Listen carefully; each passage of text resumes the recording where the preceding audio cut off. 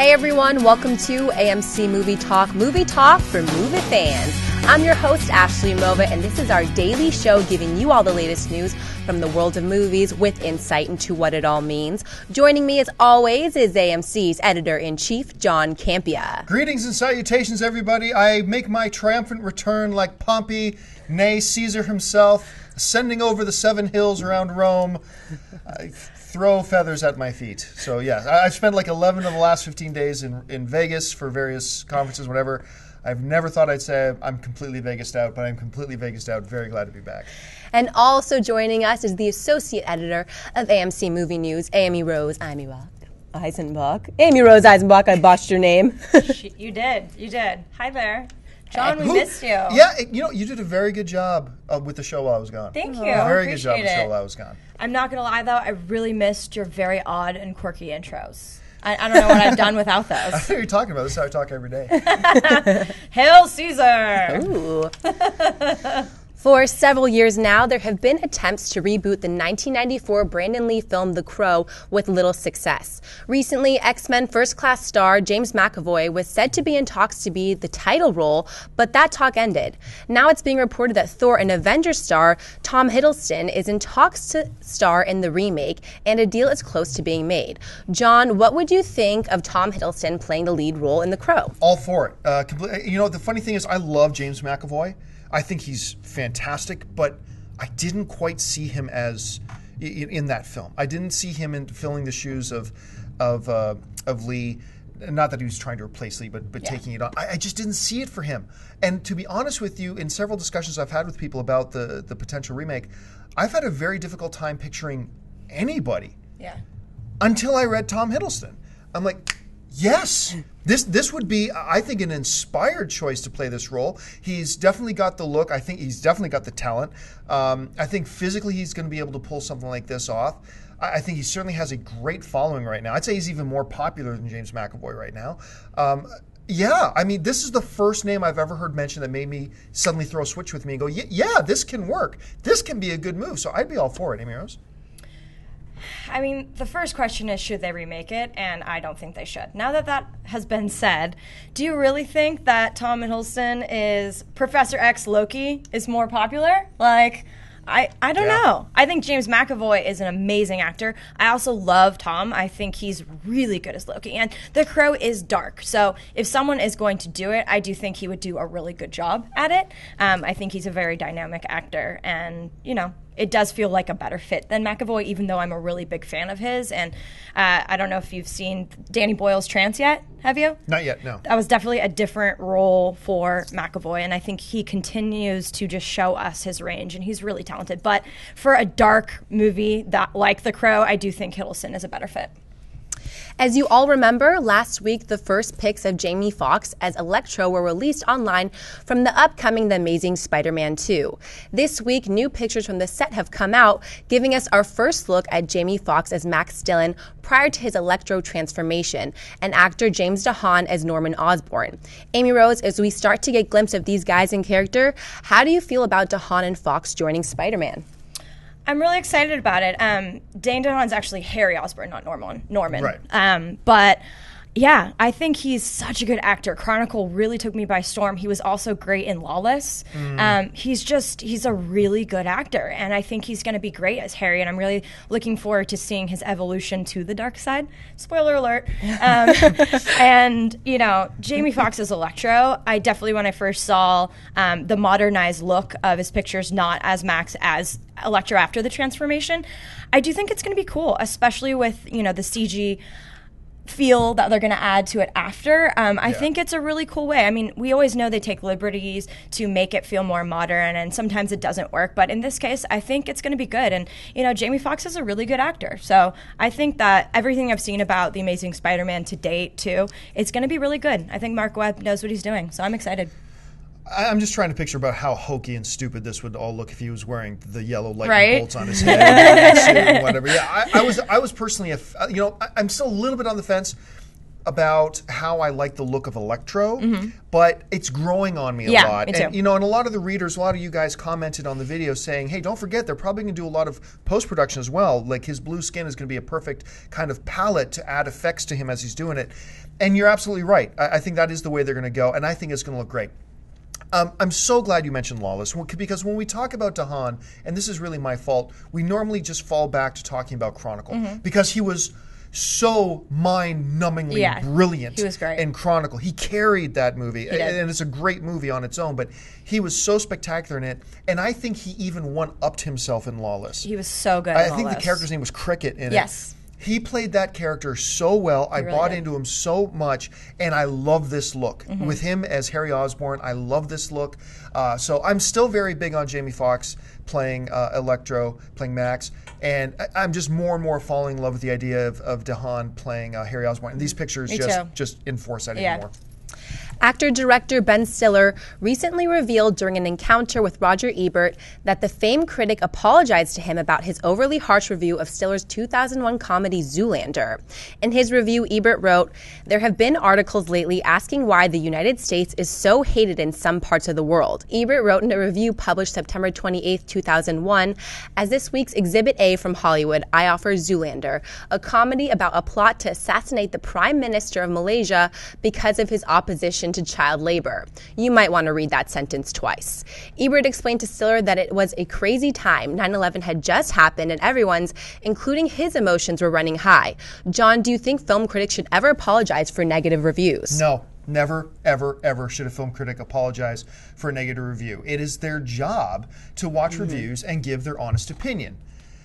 That being said, there is a line between giving your opinion on a film and then recognizing that you said something far too harsh that was beyond the scope of just giving your review, your opinion of a movie, when you realize that you were being influenced by something external. In Ebert's case, look, 9/11 had just happened, everybody's tensions are running high, and he saw a movie he really didn't like, and he started saying things like, this is the type of reason why people in the rest of the world don't like us.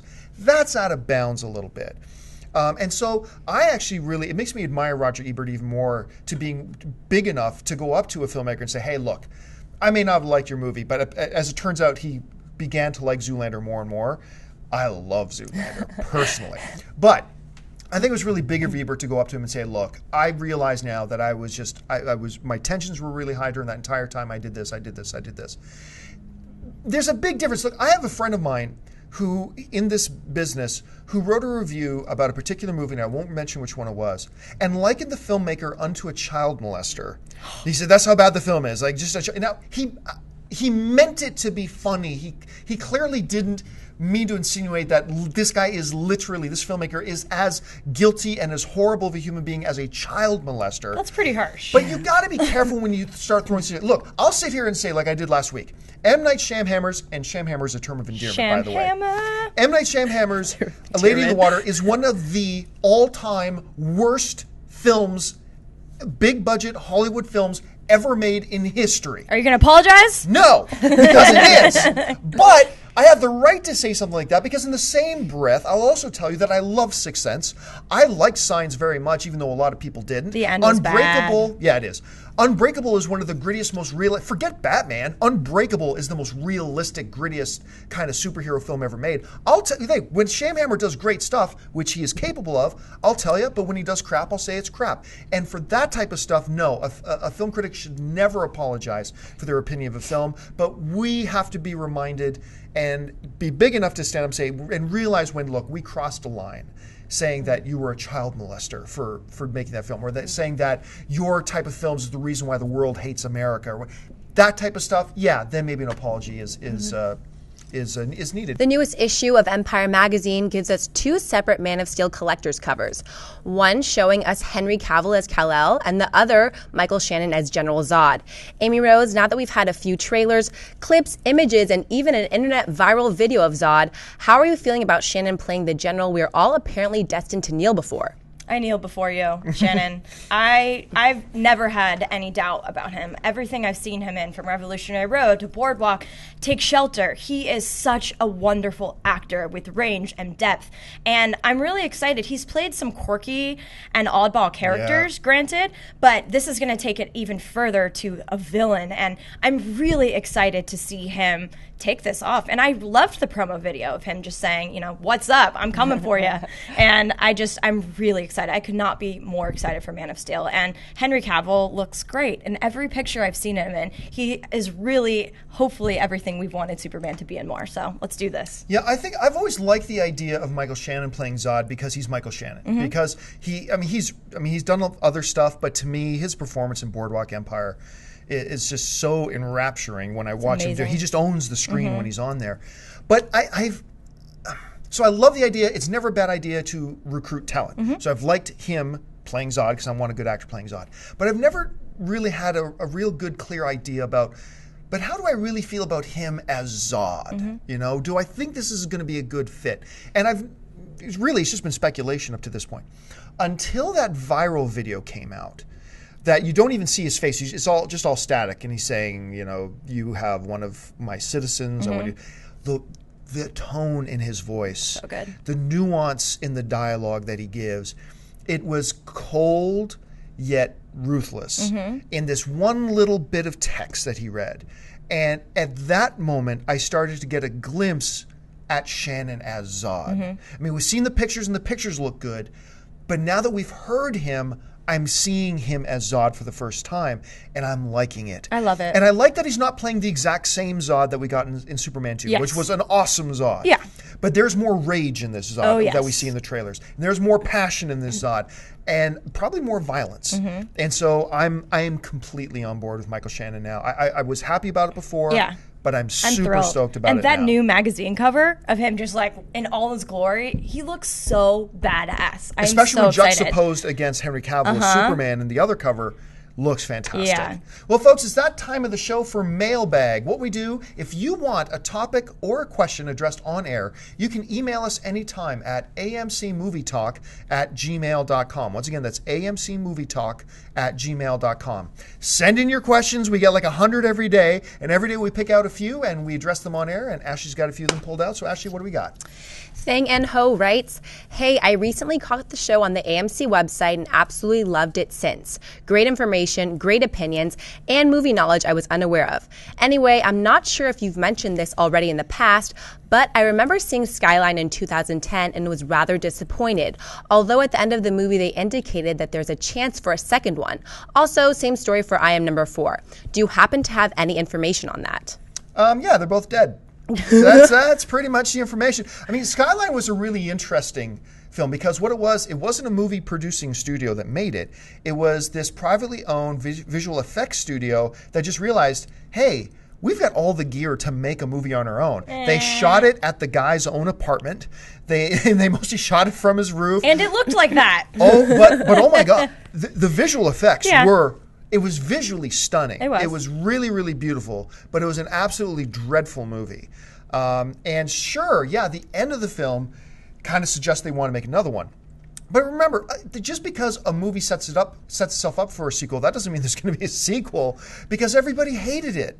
And if I remember correctly, it made like 21 million domestically. Which is kind of a lot for a movie like that. It had a 15% rating on Rotten Tomatoes. Yikes. Nobody liked it. Nobody was interested in sequel, so that's not happening. I Am Number 4 is another one of those films where it made like 55 million at the box office, which isn't too bad. I liked it. And you and I are a couple of the few people. I liked it. We are in the minority because I liked it too. It had its weaknesses. I love Timothy Olyphant in it. He's great in everything. And I wanted to see a sequel, but to the best of my knowledge, they realized this didn't sell. We got a bunch of people out to it, but the people who went to see it didn't really like it. We don't think we can make a sequel. And as far as I know, there is no sequel. And honestly, even though I liked it, if I was the head of the studio, I wouldn't greenlight it. Would you, Amy Rose? I'm kind of mixed. I really did enjoy the movie. I thought it was a great take on it. And Timothy Olyphant, everything he's in, Justified, and The Girl Next Door, he was so good in that movie. We won't talk about Hitman, but... Well, whatever. We won't talk about that. But and Alex Pettyfer, I think he's good too. I do. I think he's not only really hot, but I think he's a pretty good actor. And I did enjoy the movie. As a studio, I could see them going either way, but I can't say that the demand for it is so high that they need to get on it right away. But if it was made, I would definitely see it. Jean-Louise Kabongo writes, Bonjour, AMC. I love your show. It's awesome. The trailer for Iron Man 3, the video game, was released last week. There's a screenshot where you can clearly see a poster of the Oscorp logo. The logo in the trailer is the exact same logo from the Amazing Spider-Man movie in 2012. Now that we know that Sony allowed Gameloft to use their logo for the game, do you think there are some possibilities that Sony and Disney could share their characters? Okay, look, this comes up a lot, but no. Spider-Man ain't showing up in the Avengers. It's not happening. But boy, would that be cool. Look, nobody, no issue. Would I love to be proved wrong more? That, like, how cool would that be? I'll be throwing a party on this show the day we find out I'm wrong about this. But it's not happening. And look, I got so many emails from people, because we talked about this issue before, because they wanted to put the Oscorp building in Avengers. They had planned on it. They had made a deal on it. But the deal got made so late that they couldn't get it rendered in time, and they couldn't put it in the cityscape, so it didn't happen. And I had so many people email me, see, John, see? That's proof that they're going to merge the characters because a building was going to be in the background. No, it's not. I think that's really cool that they allowed little Easter eggs here and there, but that is a far cry from a studio saying, yeah, let's put Spider-Man in the Avengers. That's not happening. One of our watchers actually sent me, and I can't remember the name of the person who did this, but thank you so much. Send me this great example. It's true. I'm going to have Dennis bring up this picture right now. You'll forget that in the Star Trek movies out a couple of years ago, there was an R2-D2 cameo. There was an R2-D2, and we'll bring up the image here. This is a real image. R2-D2 was an Easter egg in a couple of shots, actually, in Star Trek. Well, then that's proof that Luke Skywalker is that Benedict Cumberbatch is actually Luke Skywalker with plastic surgery done. And then, no, obviously not. It was just a cute tip of the hat to the fans. Just because R2-D2 was in a Star Trek Easter egg does not mean they're going to cross the universes. Although, damn, how cool would that be? So cool. But in the same way that just because they have an Oscorp building or a logo as an Easter egg in there as a tip of that doesn't mean they're going to merge characters in the universes. They are two completely separate, different things. It's not going to happen. Amy Rose, your thoughts on that? Yeah, same. I mean, they could also have a tip to Stark Industries in Spider-Man yes. with Electro. I yes. mean, there's a lot of fun little things they could do with that. All your points were very true. And also, in terms of game and film, coming from IGN, the gaming side, they're very different licensing things. Yeah. They really are. Even though, the Iron Man film and games, you might think that they work together, they're completely different teams on them. So while you might obtain the rights here for the game, you still might not for the film. They work very, very differently. So, I mean, the dream of any Marvel fan is to see all our characters in one universe. My God, that would be amazing.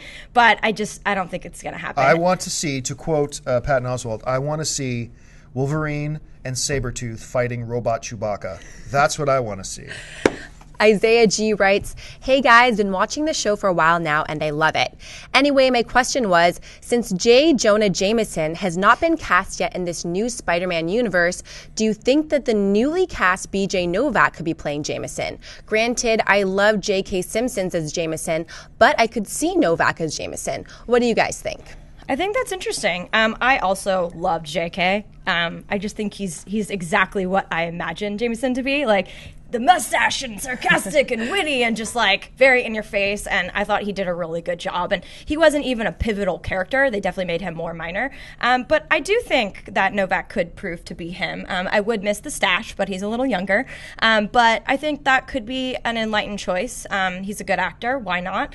And that is kind of an important role, even though it is minor. It is one that all us fans love and know.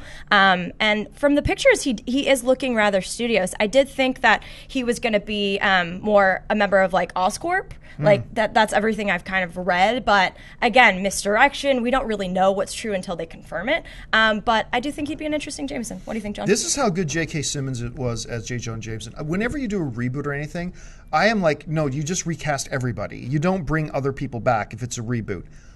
I would have made an exception for J.K. Simmons to come back. I mean, that was... He's perfect. He was J. Jonah Jameson. He's perfect. Once again, my philosophy, everybody's replaceable, and I'm okay that they're replacing him, but if I was ever going to make an exception to that rule, I would have made it there. And this may shock you that I'm going to say this. I'm okay with changing actors. I don't care if one actor was fat and one's skinny, or one's black, one's white, all that kind of stuff, blah, blah, blah. One's female, one's male. Exactly, yes. I don't care. As long as... the character still embodies the key essential elements to who the character is.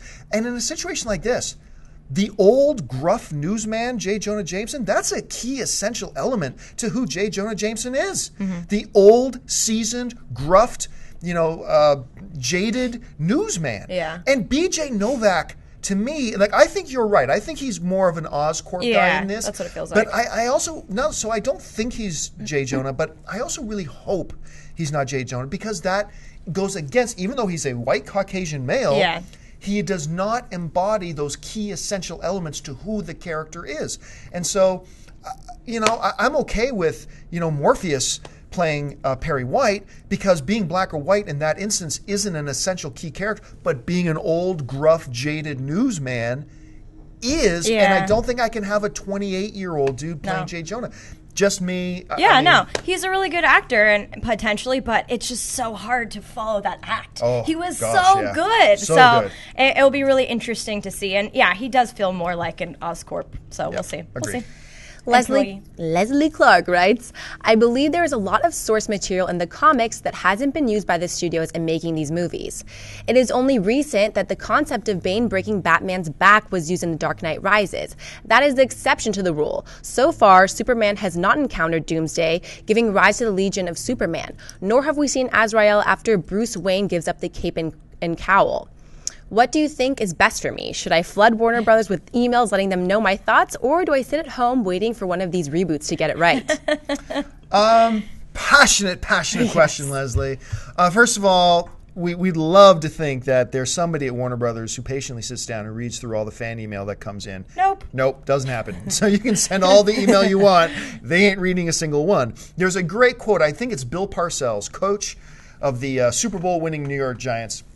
And a reporter asked him once about, should a coach listen to the fans? Should they listen to the input and the advice that they get from the fans? And Bill Parcells said this. He said, a coach who listens to the fans is destined to be sitting with them next year.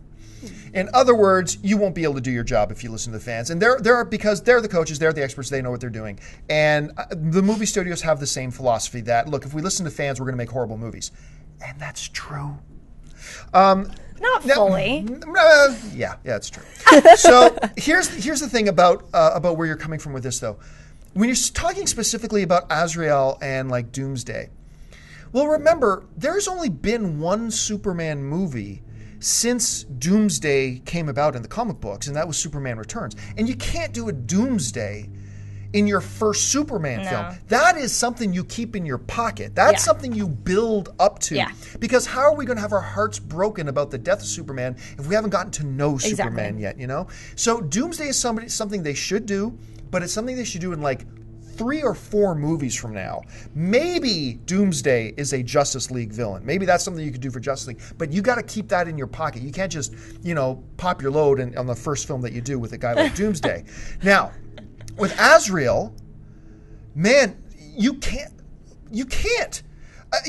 do Azrael because nobody cares about Azrael. Look, I am a huge fan of the Nightfall series, where Bane breaks Batman's back. Batman turns to Jean-Paul to take on the mantle of the Bat, who was known as Azrael, and he became Batman for a while Bruce Wayne was healing up. But then Jean-Paul went a little bit crazy and started killing people, and then he beat the crap out of Robin, and then Bruce Wayne had to come back from his broken back, beat the crap out of Jean-Paul, and take back the mantle of the Bat. Yes, great story, but You have to adapt that for a movie. You can't, because nobody cares. And I'll tell you what, nobody thinks about this. The bigger story, I'm going off on a big geek tangent here. The real story of Nightfall and that whole series wasn't about Azrael. To me, at the heart of it, it was about the relationship between Bruce Wayne and Dick Grayson. There's this great little scene in this follow-up. I'm going way off on a trail here. I'm sorry. There's this magnificent scene where finally Bruce is back. Grayson's been Batman for a while as Bruce has been getting acclimated. Of course, Dick Grayson was the original Robin.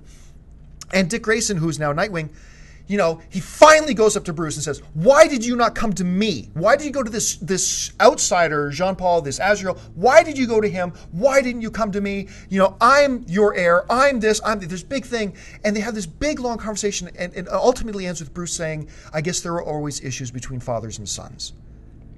Tear. Okay, now, that's the thing. You can't do Azrael without having an entire thing of Dick Grayson as Robin, growing up, becoming Nightwing, moving on, having problems and rifts with Bruce. Bruce then getting his back broken. Azrael coming in being Batman instead of Dick Grayson. The animosity that grows from that. You can't do that in one movie. That is like a 6-movie arc. You can't do it. And just because, once again, my whole preaching pulpit thing is, just because something works and is beautiful and is magnificent on a printed page in a comic book does not necessarily mean that story will translate automatically well onto the big screen. Look, you and I have a deep history of reading Batman. We understand the history of Dick Grayson and Robin and all that kind of stuff, and how it played into the conflict about why Bruce didn't go to Dick to become Batman instead of Jean-Paul and all that kind of crap. But the average movie-going audience doesn't. So it wouldn't work unless you built it up over like 6 or 7 films.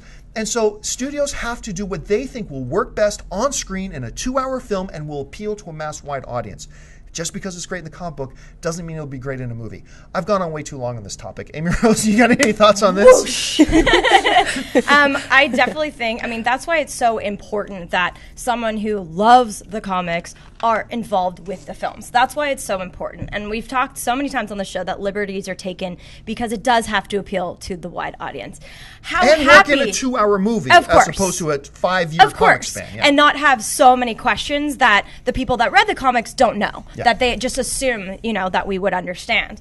But how happy were you when Bane lifted up Batman? That was such an awesome, iconic scene, and I was so happy to see it. I really do think more, you know, scenes like that, tips of the hat, whatever, to the people that have been with this franchise and comic books for so long, it would make us so happy. But it is true. If you don't explain the whole backstory and development, it's not going to make sense to a lot of people. With that said, I really do think Doomsday should be in the third. I mean, we should start seeing a little bit, like, up to this point, and then the third one, kill him off, obviously. Yeah. But I just think that it would be so cool to see that showdown and just to see where it goes. We know they're going to keep rebooting Superman because it's going to be awesome.